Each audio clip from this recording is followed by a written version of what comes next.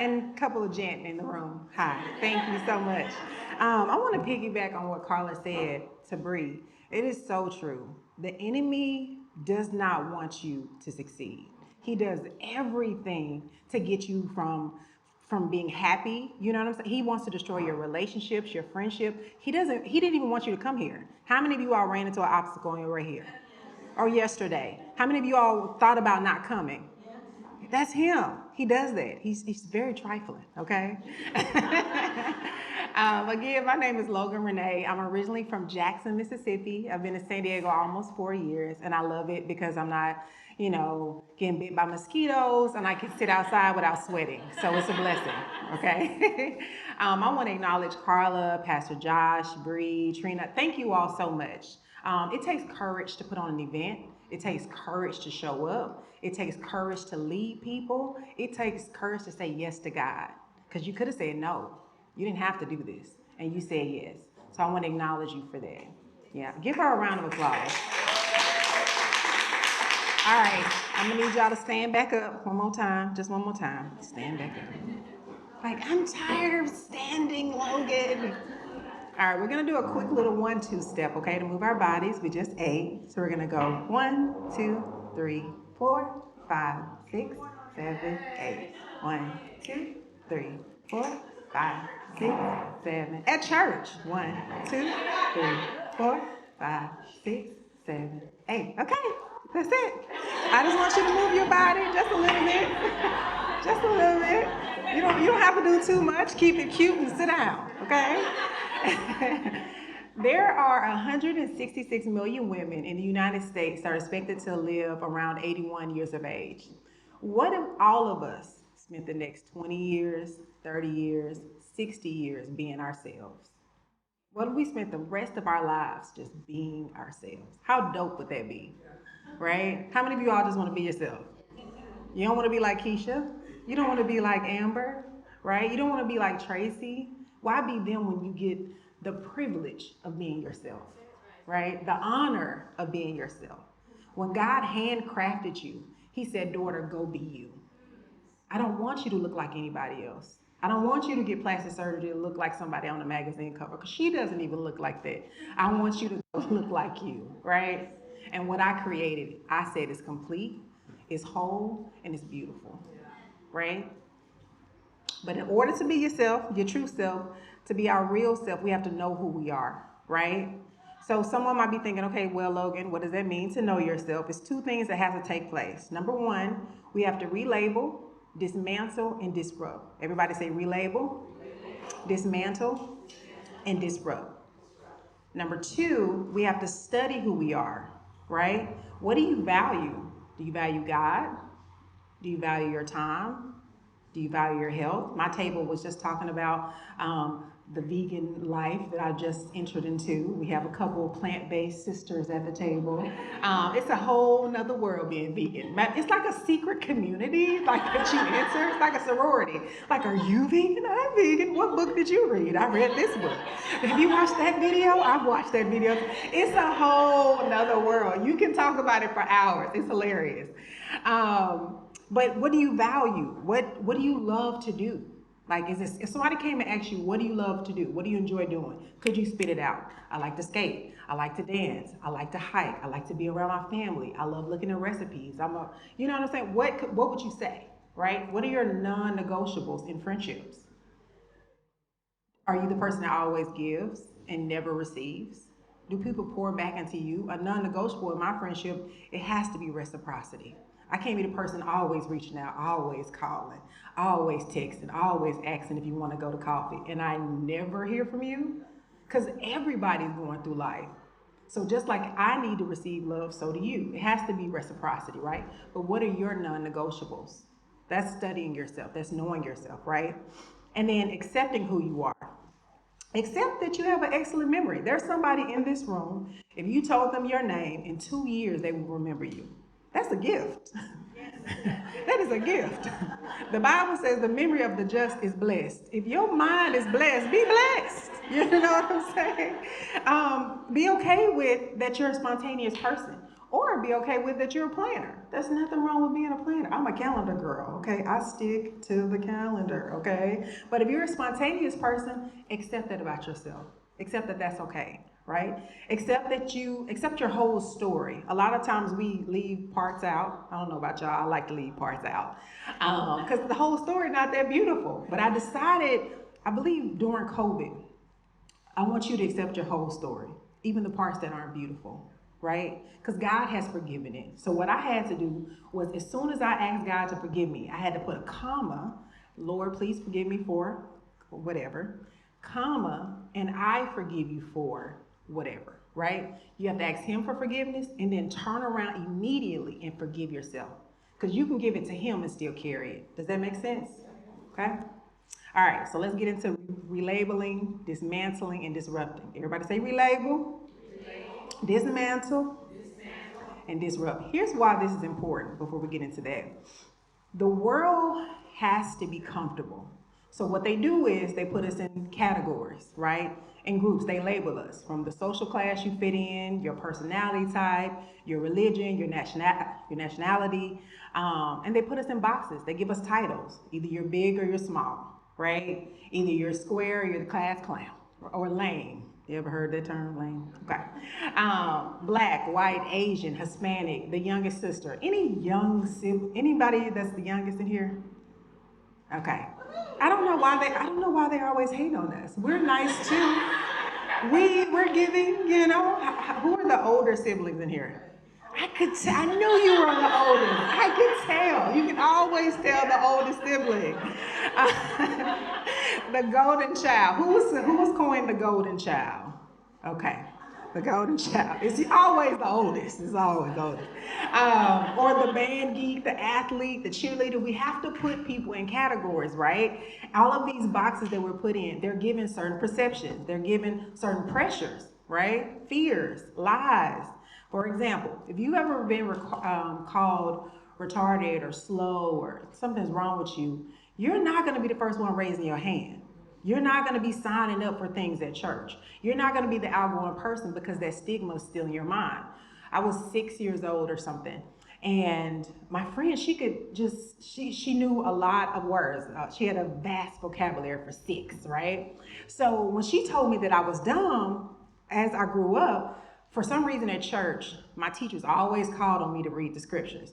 And it was the scriptures with all the names. I'm like, okay, I can't pronounce this. Why did you ask me to do it? So my lips sweating, my back sweating, I'm like, why would you ask me to read this out loud? Because that stigma was still in my mind when I was a little kid. Those things follow us, right? Things that people said about us. And then you're not the one raising your hand. You're not the one volunteering, right? But that might be a part of your personality. Clearly, I'm supposed to be up here talking and reading my notes, right? But the devil tried to tell me at 6, no, you're slow. No, you're retarded, right? Putting those stigmas, those things in your mind. Even Bree, like I'm sure the devil told you, like, no, you shouldn't be in front of people, right? So it's the lie that he tells you, but it follows you. Does that make sense? Or let's say if you're the golden child, right?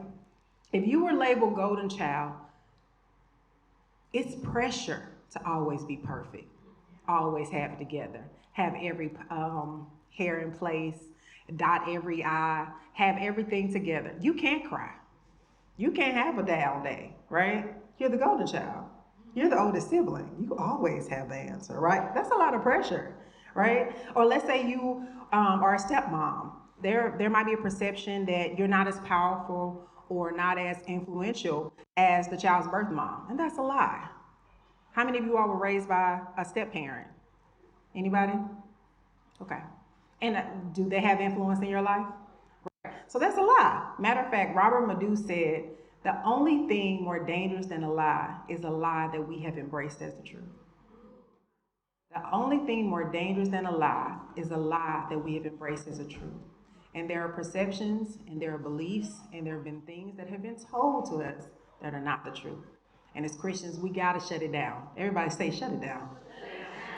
So here's what we have to do as a Christian. As soon as we hear it or we see it and it goes against what God says and what we believe about ourselves, because God can tell us that we're enough and we're loved and we're favored and we're, his favorite child. He can say all these things, but we have to come in agreement with it. We have to say yes back to him, right? And then when we say yes, we gotta walk in it. Like Carla put on the conference, she had to come in agreement with what God said, and then she had to walk in it. Does that make sense? So it's layers to the yes, okay? But like I said, we have to relabel, dismantle, and disrupt it. And this is how it looks.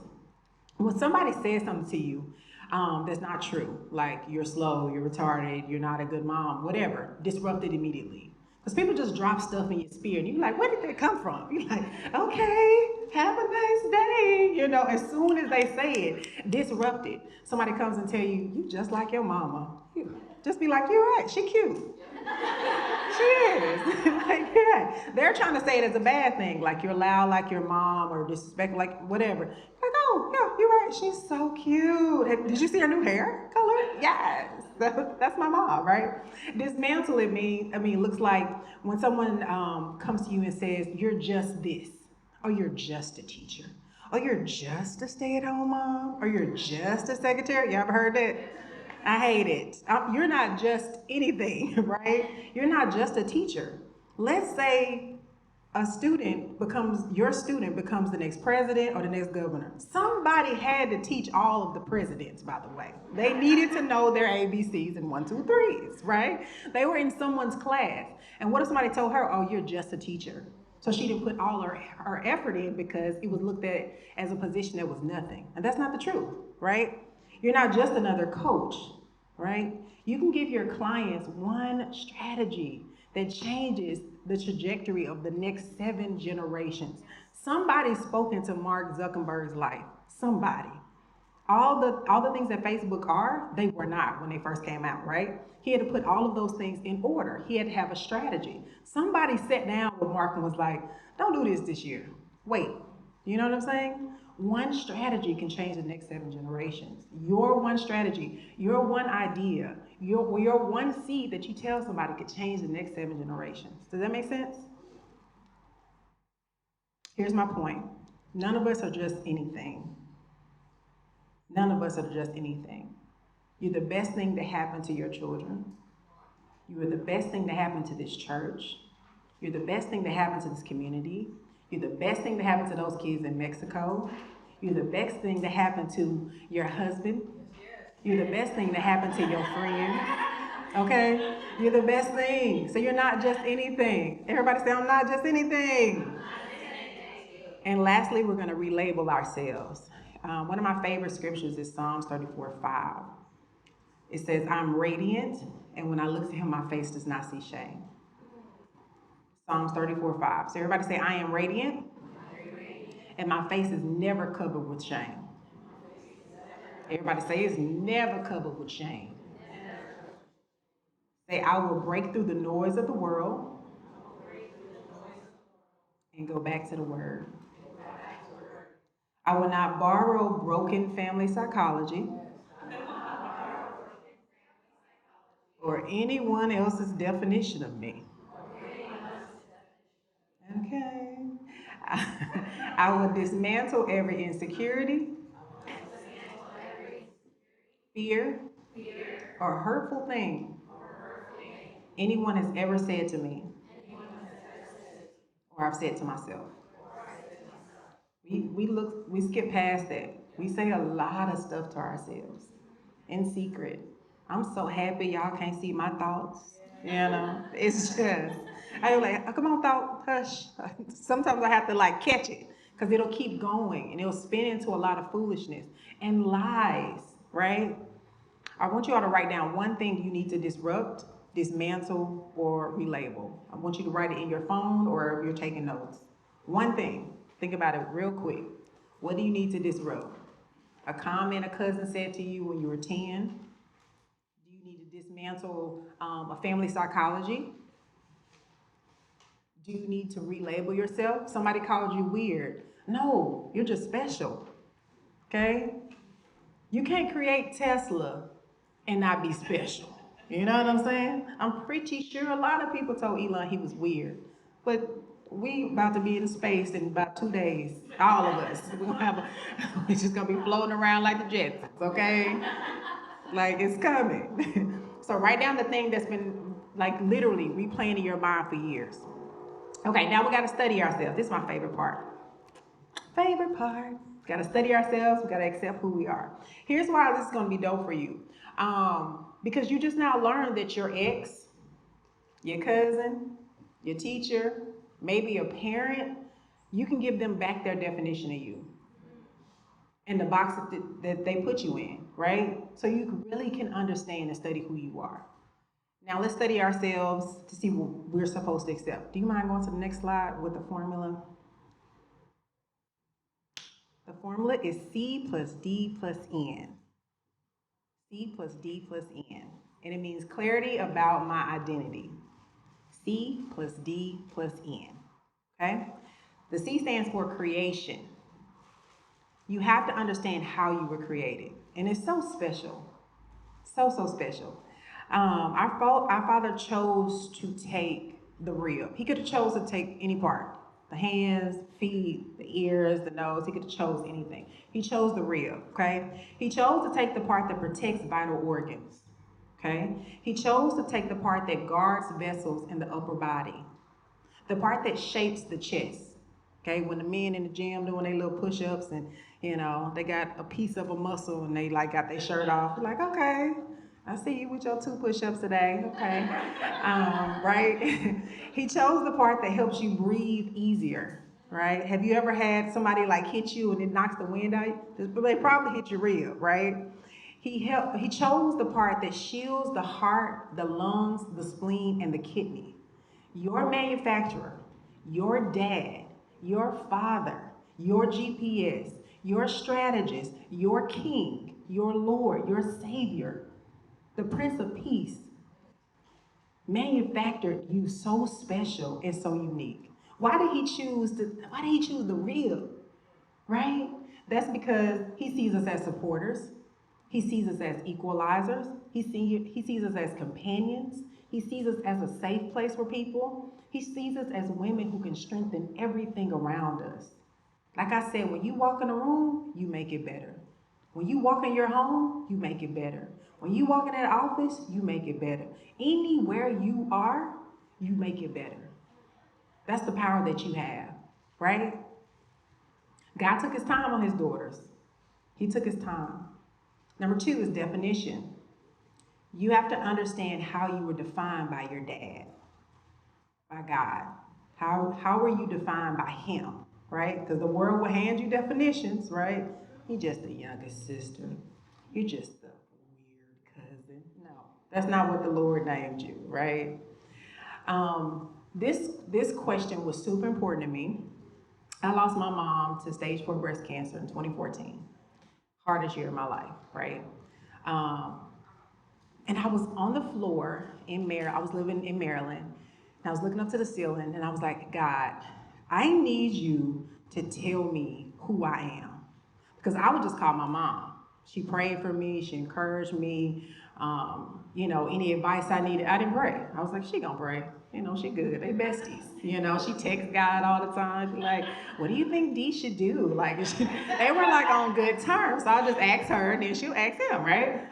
So when I lost her, I felt like I lost my identity because it was attached to what my mom said.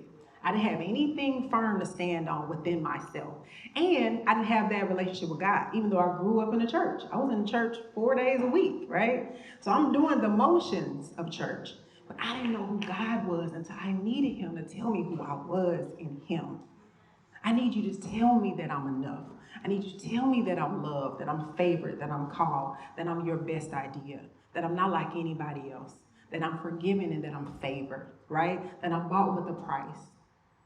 That you only think the best things about me, that you go before me, that you walk behind me, that you live in me, that you surround me, that you would do anything for me, that you don't tell my business, you give me strategies, you lead me, right? I needed to hear this from my dad, the person I read about and I sing about. I need you to tell me who I am for me.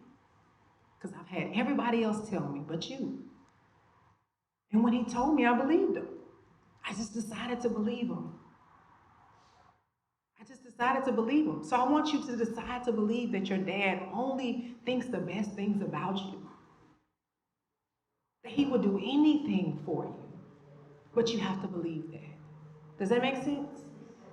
Okay.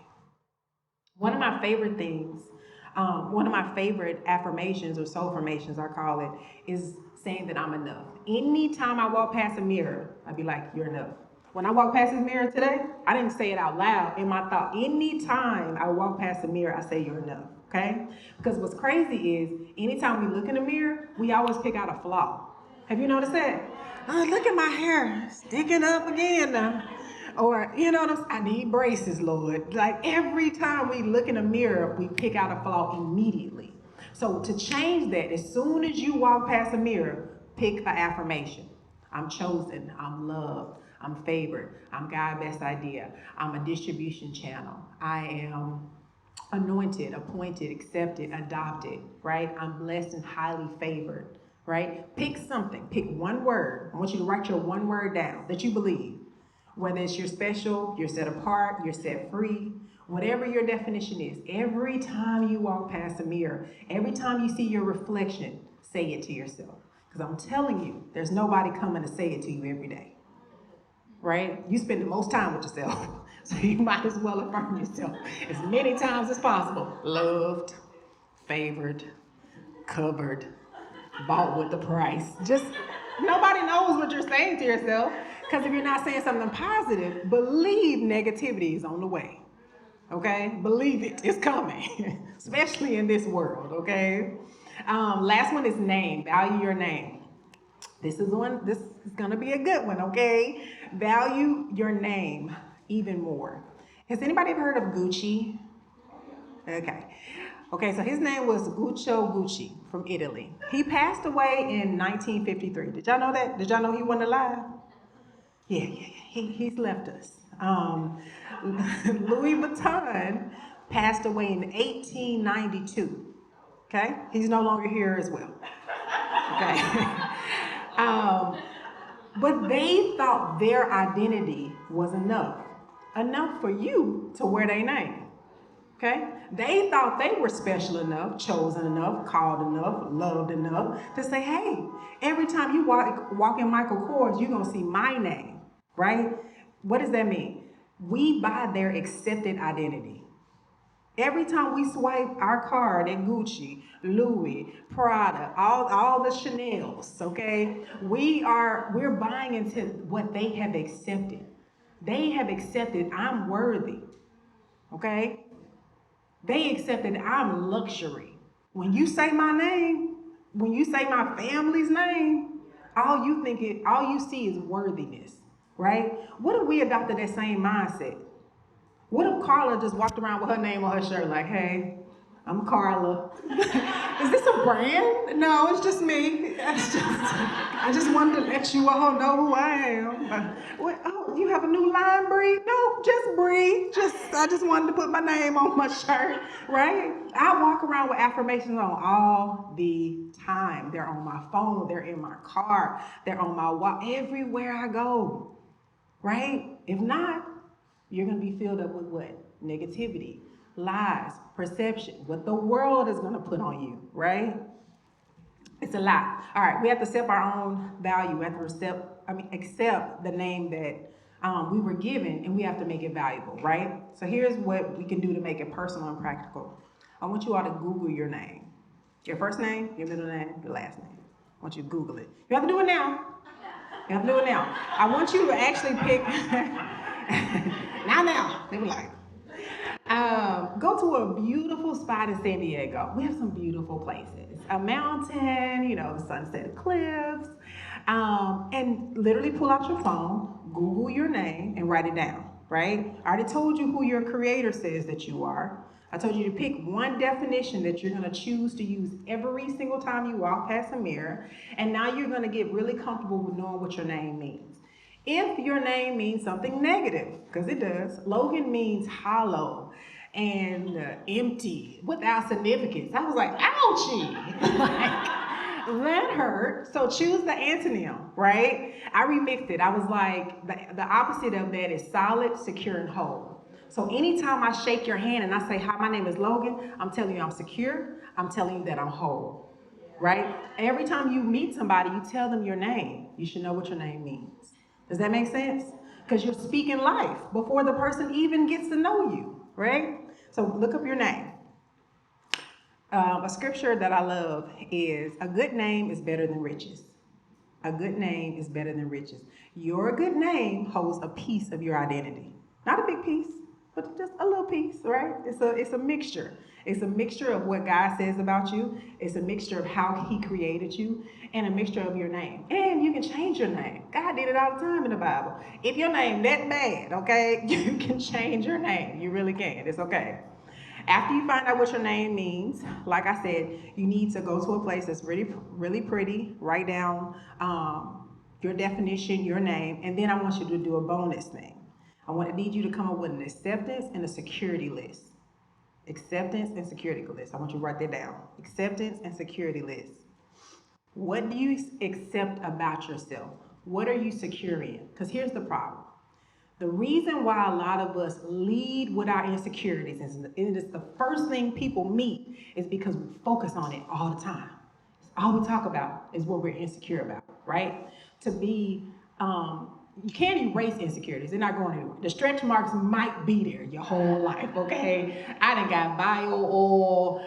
I got so many oils at the house. I be, please, Lord, just let it go. It may never go anywhere, right? So I focus on the things I like about myself, the things I've accepted about myself, the things that make me extremely unique, right? I focus on those things. So the insecurities are back here, and what I'm secure in is over here. So make a list of all the things you're secure in. If your hair is gorgeous, ma'am, over here, okay? I was like, I love the body, right? So if you're secure in that, be like, I love my hair. So that's all you talk about. Be like, I got new hair products, I got some new cream, some new gel. Just keep talking about it. Because the thing that you're not secure about won't have that much attention. Does that make sense? Be secure in your drive or your motivation for life. Like you get up and you like have this tenacity where like it's like we're gonna get it, right? Some people don't have that. They have to be gassed up, they gotta be affirmed, they gotta be patted on the head, like you can do it, Sally, you can do it. And they sit right back down. You be like, I just wasted my breath on Sally, Lord. Just be secure in your relationship with God. And know that He got your back.